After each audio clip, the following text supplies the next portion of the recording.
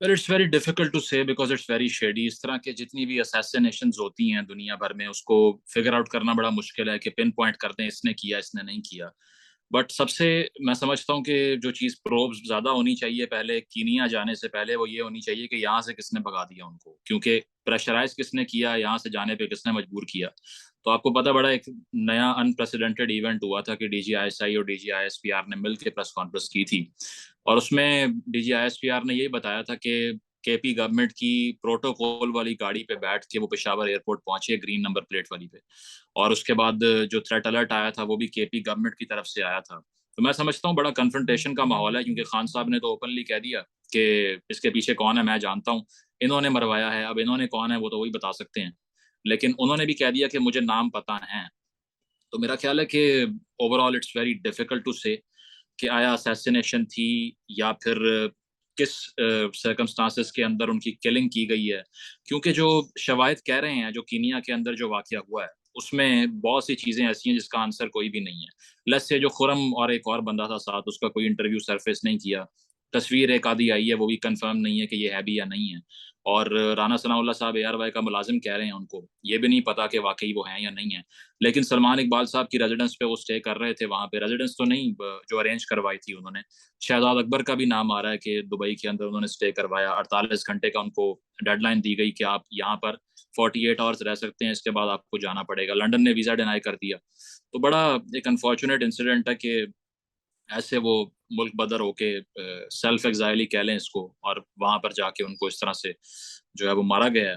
और बिल्कुल एक बहुत ज्यादा फियर की फजा में समझता हूँ, खासतौर पे जर्नलिस्ट की जो कम्युनिटी है उनके हम्म। अंदर इस वक्त। मुझे भी बहुत से लोगों ने इतने मैसेज किए कि ये क्या हो रहा है, और पता नहीं बाकी सबकी लाइफ सिक्योर है या नहीं है।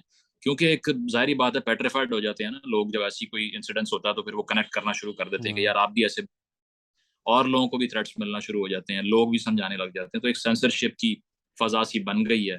और यही है कि इसके ऊपर मैं नहीं समझता कोई भी इंक्वायरी सामने आने वाली है इस तरह की जो ऑब्जेक्टिव हो। क्योंकि पहले भी ऐसे बहुत से वाकयात हुए हैं, इंटरनेशनली भी होते हैं, नहीं समझ आती किसने किया है क्या किया है। और मैंने भी केनियन जर्नलिस्ट के इंटरव्यू किए थे एक दो के, तो उन्होंने कहा कुछ भी नहीं होगा, पुलिस वाले जो हैं वो उनको ज़्यादा सस्पेंड कर देंगे और क्या होगा, कुछ भी नहीं होना। और ऑफिसर्स ऑफ द लॉ हैं, अगर वो चेक पोस्ट से गुजर रहे थे। अब काफी फैक्ट्स भी हैं, बहुत से लोग ये भी कह रहे हैं कि ये कोइंसिडेंस भी हो सकता है कि काले शीशों वाली गाड़ी रात को सिग्नल पे नहीं रुकती और उसके बाद पीछे से फायर किए जाते हैं उसके ऊपर। और अगर तो वाकई असैसिनेशन अटेम्प्ट थी तो साथ वाले बंदे को क्यों छोड़ दिया? इतना तो कोई बेवकूफ नहीं होता ना कि एविडेंस छोड़ दे और बाद में उसका इंटरव्यू भी सामने आ सकता है, वो कोई स्टेटमेंट भी दे सकता है। तो टारगेटेड असैसिनेशन जो है वो कहना, इसमें दो ओपिनियंस हैं, and it's very difficult for me to draw any rational conclusion out of this. um I would say कि targeted assassination ही है, because I do believe in that. I do pay a lot of credence to the idea कि गोली अंदर से मारी गई है। क्योंकि अगर आप हम्म। पहली जो आप सिग्नल की बात की, सिग्नल तो नहीं था, रोड पे पत्थर पड़े हुए थे रात को, मिडिल ऑफ नोवेयर। अगर रोड पे पत्थर पड़े हुए हो, कीनिया हो, कराची हो, पाकिस्तान हो, most people will not stop there. फिर आपने टायर पे गोली नहीं मारी, फिर आपने गोली मारी। आपने भी लैंड क्रूजर की तस्वीर पोस्ट की थी, उसमें इतने ज़्यादा बुलेट होल्स थे।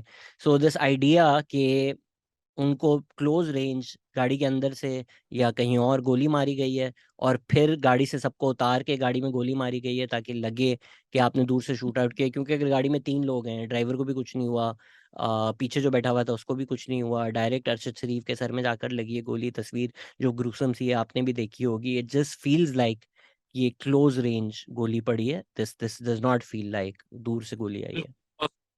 बिकॉज मैंने अपनी वीडियो के अंदर भी यही कहा था कि ये कह देना कि ये गोली इस तरह से मारी गई है कि गाड़ी को रोकना है, ये नहीं लग रहा, क्योंकि ड्राइवर को की साइड पे फायर नहीं हुआ और सामने से भी कोई फायर नहीं है। पुलिस का एक वर्जन ये भी सामने आ रहा था कि हमने आइडेंटिफाई करने को कहा, उन्होंने नहीं किया, फिर हमने फायर किया।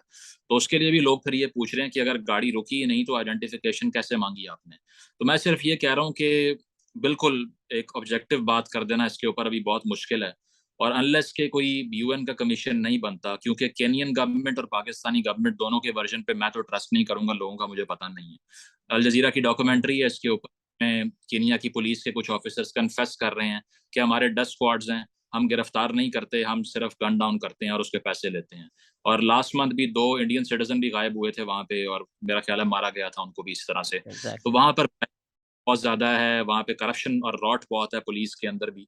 तो ये कहना कि कीनियन गवर्नमेंट की जो इंक्वायरी होगी वो ऑब्जेक्टिव होगी, या फिर पाकिस्तानी गवर्नमेंट की होगी जो कि अपनी सॉइल पे जर्नलिस्ट को नहीं छोड़ती, तो ये बड़ा डिफिकल्ट है। तो मैं तो यही कहूंगा कि अनलेस स्कॉटलैंड यार्ड की टाइप की कोई चीज़ हो, या यूएन की कमीशन जो है वो प्रोब करे इसको, तो मेरे लिए ट्रस्ट बड़ा मुश्किल है। बाकी जहाँ तक उंगली उठाने का माजरा है, तो वो यही है कि वो उसी तरफ उठनी चाहिए जिन्होंने हमेशा से मुश्किलात पैदा की हैं सहाफ़ियों के लिए,